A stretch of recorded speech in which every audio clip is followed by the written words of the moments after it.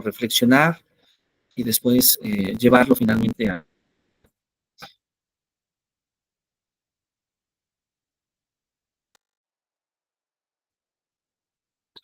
Y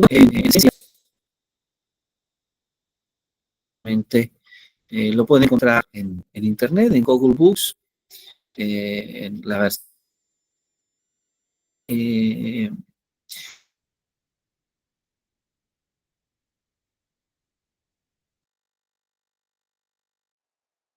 Este texto justamente, que le llamamos en su momento Introducción a la Lógica Jurídica, ¿sí? Y ¿sí?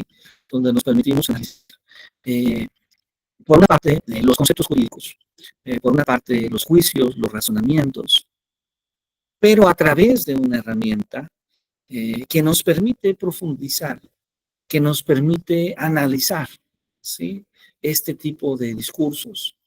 Y la herramienta a la que nosotros estamos justamente haciendo referencia es justamente la lógica, ¿sí? Es la lógica la herramienta que nos permite ese análisis. Entonces, bueno, usted puede desde Internet buscar este material, descargarlo, tenerlo desde luego ahí a la mano para su lectura y vamos a tratar de irlo revisando, si usted está de acuerdo, ¿sí? Vamos a tratar de revisar este documento, no todo el documento, porque nuestro seminario es un seminario, digamos, breve en el tiempo, y sobre todo vamos a tomar aquellos aspectos que puedan ser relevantes para el análisis de la escritura, ¿sí? Y bueno, acá debemos de mencionar, ¿sí? Que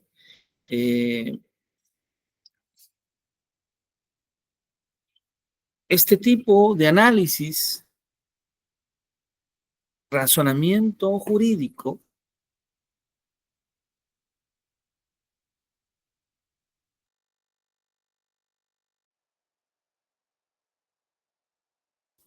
¿sí?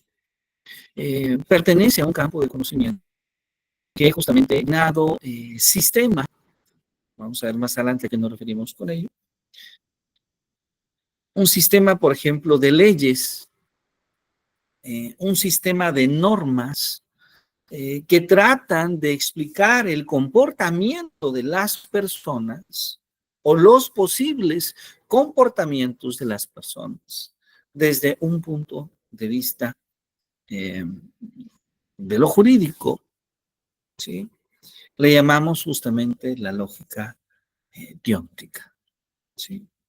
Y entonces, el estudiar los conceptos, los juicios, los razonamientos jurídicos, pues inicia desde la antigüedad, cuando el ser humano se pregunta, se da cuenta de la relevancia de las leyes, se da cuenta de la relevancia que tienen las normas para poder establecer mecanismos que permitan a los ciudadanos tener una mejor convivencia.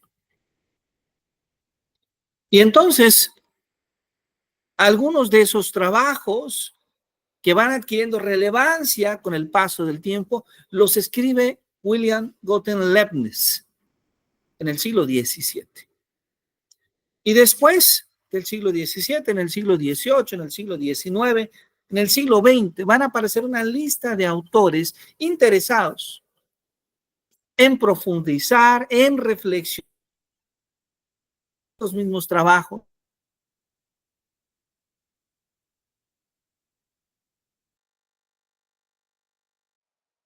para su mejora. Así aparece de educación nacional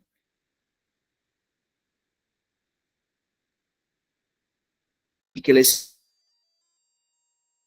pero tenemos otros autores, algunos extranjeros, como Von Wright, como Club, como Puga, como Newton da Costa,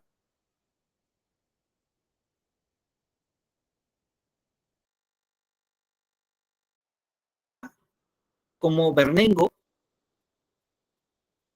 ya en los últimos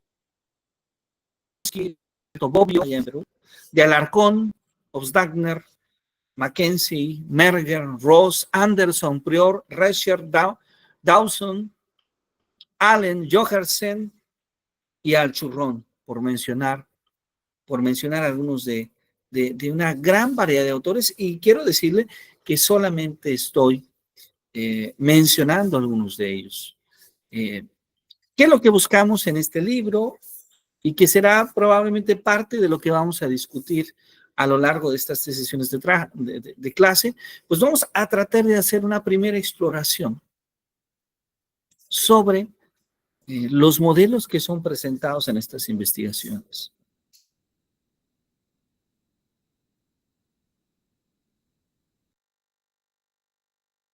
¿Sí? Vamos a tratar de comprender en qué consisten las realidades morales y jurídicas y las lógicas de las valoraciones éticas y morales en los sistemas jurídicos. ¿Sí? Vamos a tratar entonces de establecer un panorama entre las relaciones entre la lógica y el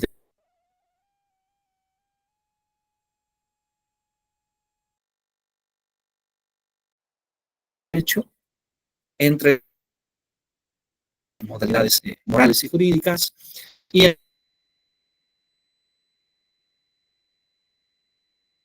entre la norma, la moral y la justicia. Considere pertinente, por favor, me interrumpa, me diga, hey, tengo una duda acá, porque ese es el espíritu justamente de nuestro trabajo, Doctor, que se pueda...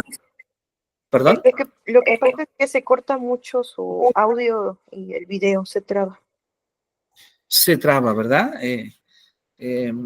Probablemente sea un problema de conectividad. ¿Será de la zona? Sí. Creo que sí, doctor, porque lo escuchaba, pero de repente lo escuchaba, pero no se veía la pantalla. Y ahora lo veo, pero no se escucha. Pero no se escucha muy bien. Bueno, le ofrezco una disculpa. Ojalá que mejore la conectividad. Pero bueno, vamos a comenzar hablando justamente sobre esta conexión que se da entre la lógica y el derecho. Y bueno, lo primero que habría que decir, ¿sí? Es que esta conexión entre la lógica y el derecho es antigua, es sumamente antigua. La lógica, eh, que como tal, la lógica clásica y también la lógica conectada, por ejemplo, con la ética, aparece ya en algunos de los trabajos de Aristóteles. Aristóteles nos habla sobre cómo construir un sistema lógico. Sin embargo, esta conexión entre estos dos campos, entre estos dos mundos, entre el derecho y la lógica, se observa con mayor atención en la obra de Leibniz, ¿sí? En la obra de Leibniz.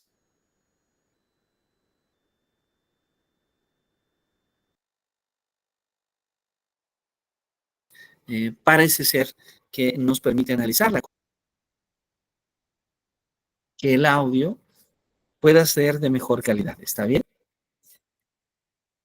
Entonces, apagado la cámara y a ver si esto nos permite, a ver si ahí se ve mejor y se escucha mejor. ¿Sí? Sí, doctor. Ahorita sí se ve y se escucha. Excelente, muy bien. Entonces logramos el objetivo. Entonces comentábamos que aunque la lógica ya existía, aunque el derecho ya existía,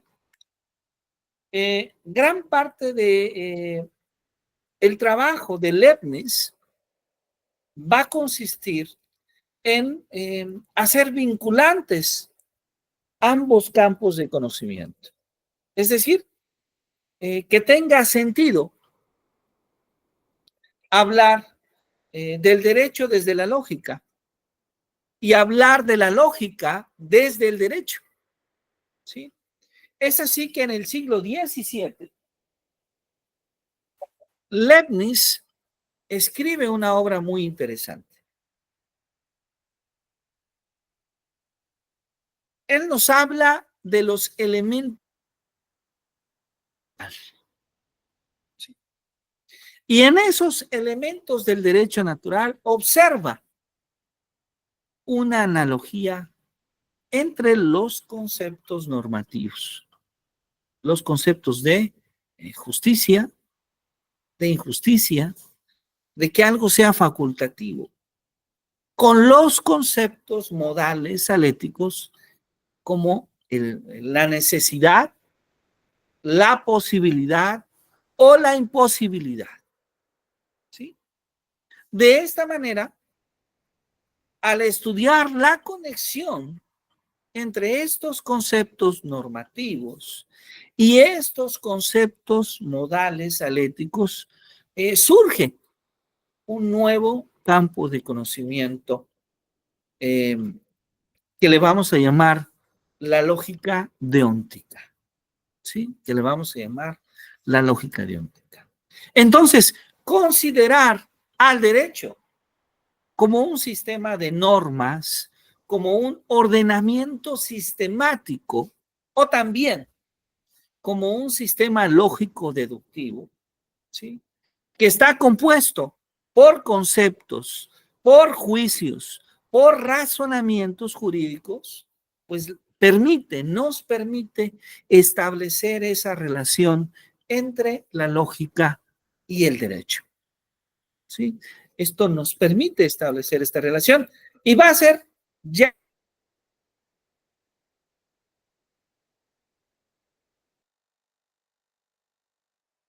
en este siglo, en 1960, uno de los Kelsen, quien define al derecho como un sistema de motivar conductas a través de ¿qué? A través de la amenaza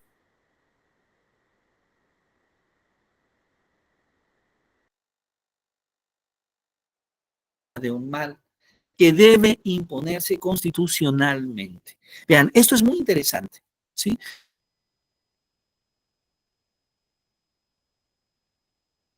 Que lo que busca es establecer que son aceptadas constitucionalmente y aquellas que no lo son, ¿sí?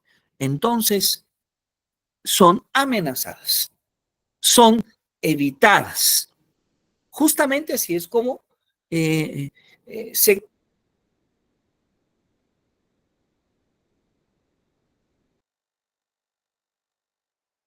se concede esta noción justamente de derecho.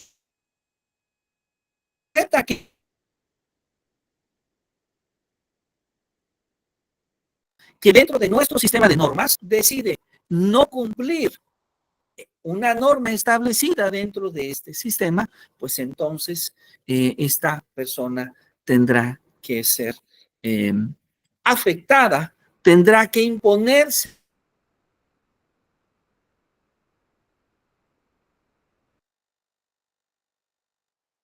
la norma sobre ella desde esta mirada constitucional. Que, sino más bien lo que hace es articular una sanción a su conducta contraria.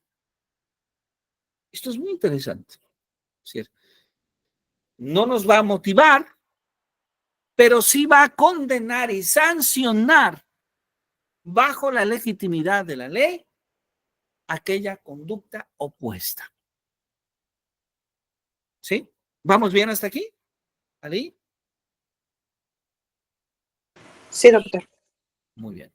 Ahora, esto por una parte, pero por otro lado, los sistemas morales, que esto es importante mencionar, los sistemas morales no cuentan con un sistema coactivo institucionalizado. Es decir, los sistemas morales sí pueden evaluar sí pueden motivar cierto tipo de conductas, pero no cuentan con un sistema que castigue o que premie aquellas conductas que los ciudadanos llevan a cabo. Ahora, a pesar de que esto no ocurre así, sí podemos decir que las normas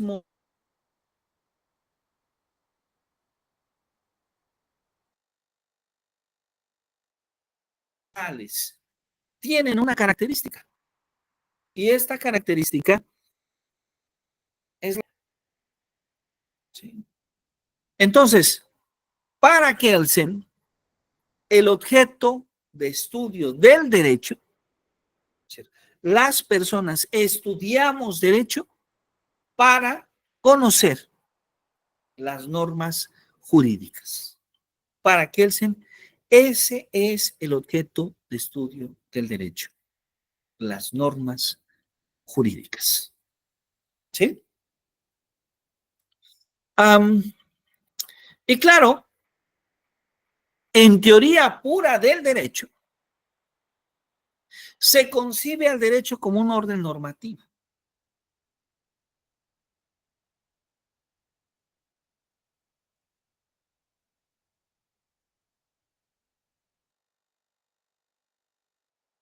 Esto porque se concibe el derecho que lo integran.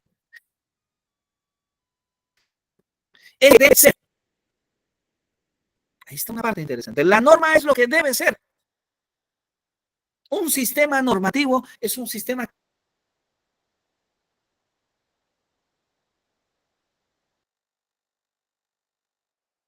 trata de modelar la conducta que los ciudadanos tengan. Es ese deber ser.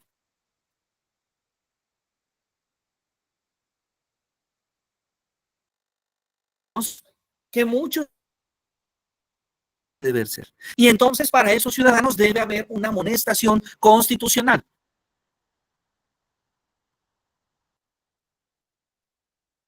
Para esos ciudadanos que no cumplen la norma, que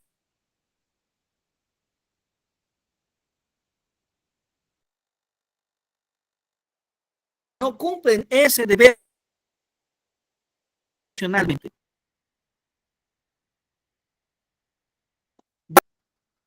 consideran que la teoría pura del derecho concibe a la norma jurídica como un juicio hipotético, un juicio que expresa el vínculo específico que se establece entre un hecho condicionante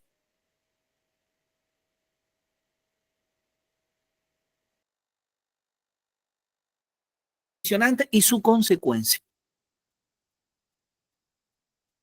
Entonces, el sentido de un acto en el cual se ordena o permite y en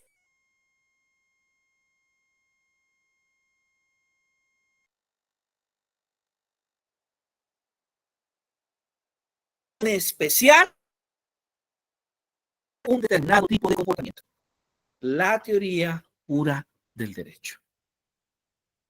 Ahora, aquí es importante diferenciar entre el acto de voluntad de la norma y su validez jurídica.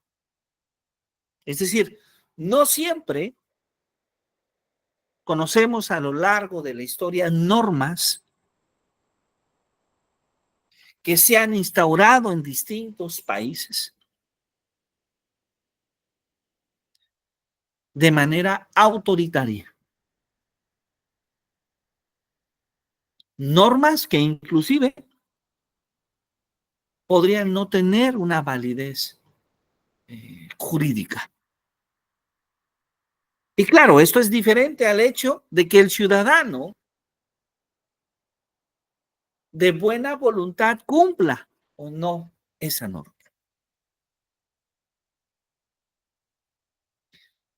Kelsen, para Kelsen, en la teoría pura del derecho, ve al derecho como una teoría estrictamente jurídica. Una teoría que supone que la falsedad o la verdad de los enunciados jurídicos no dependen de la verdad o de la falsedad de las premisas empíricas y morales. Es decir, se establece una diferenciación entre el ser y el deber ser. Ahí está una diferencia importante. La norma es el deber ser, pero el comportamiento, la acción, así le vamos a llamar, la acción del ser es el ser. La norma dice no manejar a una determinada velocidad. Si viajamos por carretera, una carretera federal,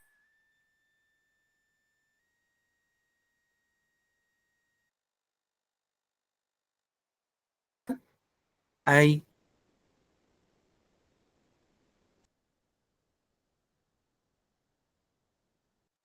federal.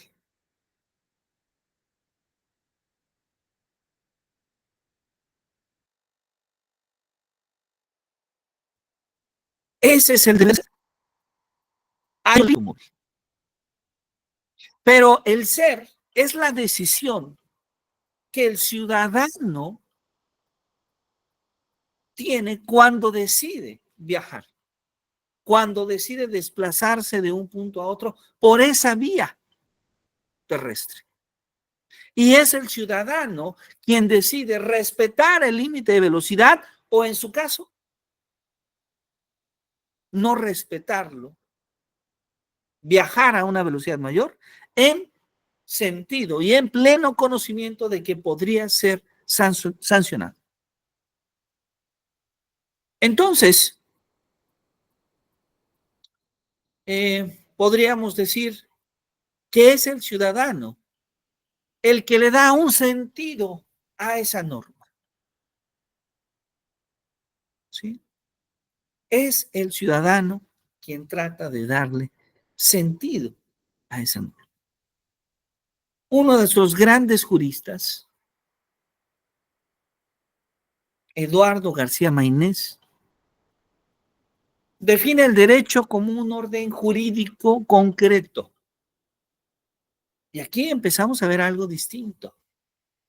Algo distinto a la propuesta de Kelsen. Dice, no es un sistema de normas. Kelsen nos habla de un sistema de normas. Eduardo García Mainés dice, hey, no, es un orden jurídico concreto. Es un orden jurídico concreto que solo existe sistema normativo, ajustan normalmente su conducta a las prescripciones en vigor. En el sentido en que la eficiencia de ese sistema es un elemento estructural de todo orden jurídico concreto. Entonces, el derecho, las normas, las leyes, nos dan un determinado orden en la sociedad. Nos dan una estructura, nos permiten modelar una determinada conducta social. Esa conducta social que es modelada por el derecho, pero que al mismo tiempo es esa conducta la que establece al derecho como un orden. Porque los ciudadanos, si no son todos, en mayoría deciden respetar las leyes, las normas en vigor. Ahora, García Mainés nos dice que para él el orden jurídico y el orden moral no son independientes. De hecho, él nos habla de la obligatoriedad de una norma jurídica que depende no solamente de forma exclusiva, pero en gran medida de la existencia de un campo de valores objetivos, particularmente el valor de la justicia, que para Nicolás justamente el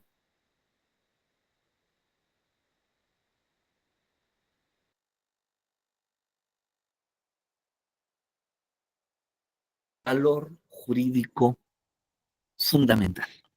Tener la noción, tener como valor. Han hecho una reflexión sobre esto. ¿Sí? Podemos hablar de algunos contemporáneos, a García Mainés, y ahí aparecen los trabajos de Ulrich Klug en lógica jurídica y de Georg Henrik von Wright, un ensayo en lógica modal, lo que dice su obra en español, que van a tener una influencia en cómo comprendemos el derecho en la actualidad. Entonces, observemos que estamos dedicando esta primera sesión de nuestro seminario a comprender, a reflexionar qué es el derecho, pero desde una perspectiva, espero distinta a la que usted ya haya atendido con anterioridad. Carlos Alchurrón nos habla de cómo se puede ver el derecho.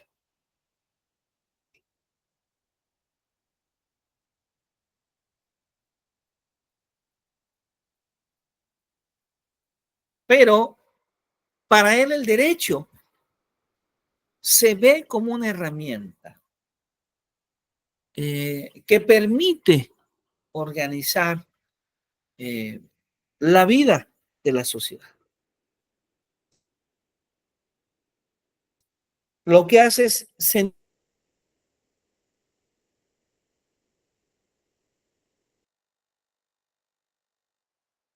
determinadas pautas de comportamiento, ¿sí? Determinadas pautas de comportamiento, determinadas pautas de conducta, que lo que buscan es guiar las acciones que los ciudadanos deben o pueden ser realizadas. Esto, de alguna manera, entonces, asume la idea de que es conveniente contar con una formulación explícita de reglas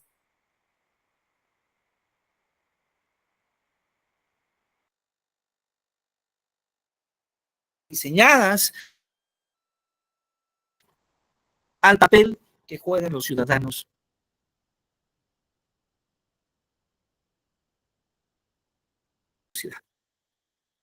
En concordancia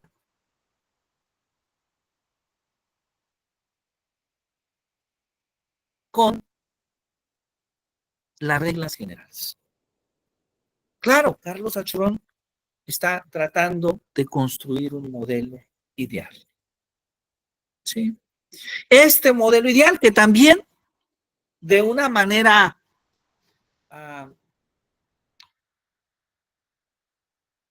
sintáctica y semántica, podemos traducir en un conjunto de reglas considerando ciertos puntos de partida, ciertos axiomas, para de ahí, de esos axiomas, derivar una serie de instrucciones, derivar una serie de normas a determinadas situaciones concretas. Este modelo ideal de Carlos Alchurrón posee tres principios fundamentales. ¿Cuál es el primer principio? El principio de inexcusabilidad. ¿Qué significa esto? Que los jueces deben resolver los casos que se les someten a juzgamiento dentro de la esfera de su competencia. Dentro de la esfera de su competencia. Segundo, el principio de justificación. Una decisión judicial requiere de fundamentos, requiere de razones. Y los jueces tienen la obligación de exponer las razones de sus decisiones. Y tercero, el principio de legalidad.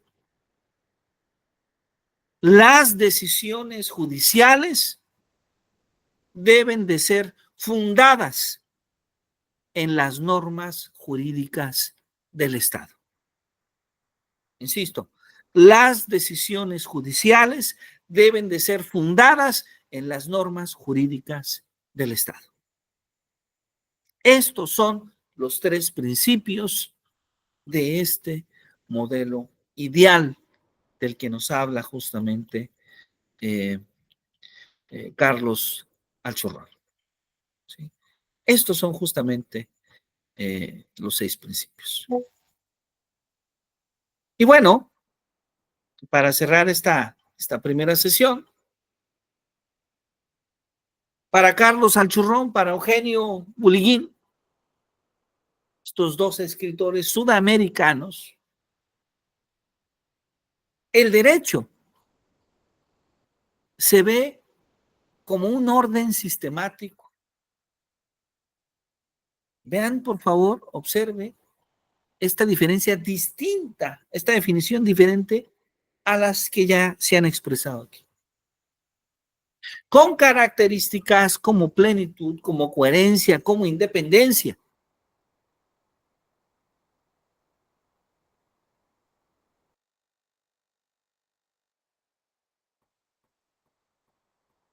Es una falsa idea. No puede tener lagunas, no puede tener vacíos, no puede tener contradicciones. Y lo que nosotros observamos, y más en nuestro país,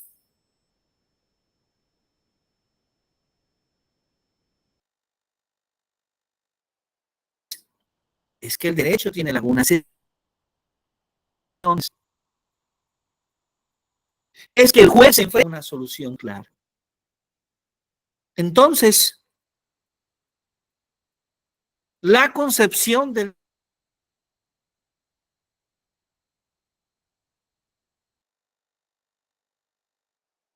derecho como un ordenamiento pleno, coherente, independiente, no es una realidad. Muy bien, pues bueno, hemos tratado de hacer una reflexión sobre el derecho. Sé que muy seguramente, aunado a esta reflexión, ya en los seminarios de sociología jurídica, ya en los seminarios de introducción al derecho, seguramente nuestras colegas ya han hablado un poco de cómo definir al derecho, pero lo que hemos tratado de hacer hasta este momento es, de alguna manera, complejizar ese concepto y darnos cuenta que definir simplemente al derecho no resulta una tarea simple. Muy bien, pasamos a la etapa de preguntas, de comentarios. Adelante, por favor, si es tan amable. Doctor, bueno, en base a mi análisis, las definiciones de lo que consideran los autores del derecho, yo nada más tenía una pregunta. Difieren mucho algunos conceptos con otros autores, pero es dependiendo de la concepción en cómo ellos engloban derecho, por lo que tengo entendido. También con el primer autor que decía que muchas veces el derecho y la moral pues no van de la mano. Y con el autor que vemos ahorita casi al final engloba de que el derecho no tiene por qué tener algunas ni algunas tipos que no permitan ejercerlo. No sé si.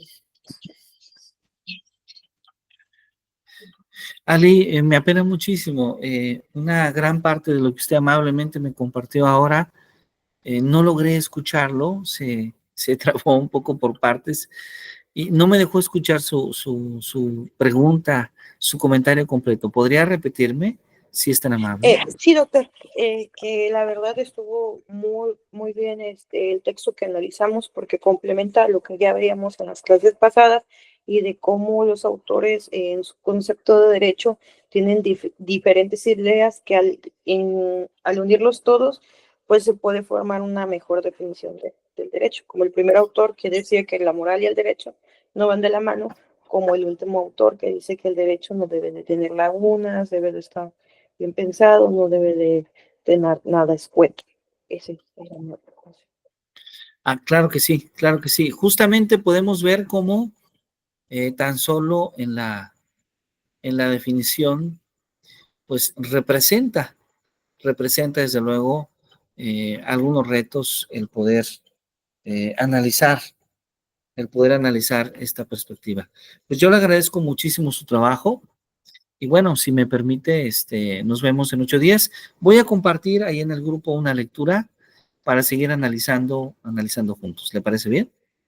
Sí, doctor. De hecho, quería preguntarle, busqué el documento ahorita en internet mientras usted leía, pero no me aparecía para descargarlo. No sé, si también nos lo podría compartir, por favor.